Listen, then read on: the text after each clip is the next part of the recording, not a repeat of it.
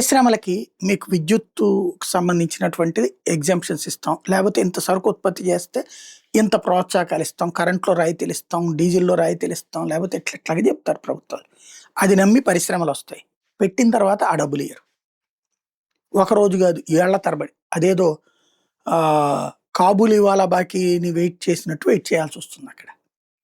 అలాంటి సిట్యుయేషన్‌లో ఈ క్రెడిట్ చౌర్యాలు నడుస్తుంటాయి. చంద్రబాబు గారి టైంలో పరిశ్రమల బకాయిల్ని జగనొచ్చాక తీర్చాడు. అలా తీర్చినందుకే అప్పట్లో మద్దాలగిరి గుంటూరు ఎమ్మెల్యే వైసీపీలో చేరాడు. అక్కడ గుంటూరు 2 ఎప్పుడూ తెలుగుదేశం తప్పించి వైసీపీ గెలవల 14 నుంచి కూడా.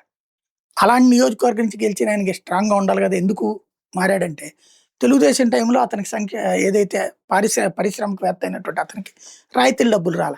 జగనొచ్చాక వచ్చినాయి. కోట్ల రూపాయల డబ్బులొచ్చినాయి. కాబట్టి అతనొచ్చి ఇందులో చేరాడు. అంటే ఆ రోజున ఆ స్థాయిలో జగనిచ్చాడు. తర్వాత జగన్ పెండింగ్ పెట్టాడు. ఇయన్నీ ఆరంభ స్వరత్వమైనయి.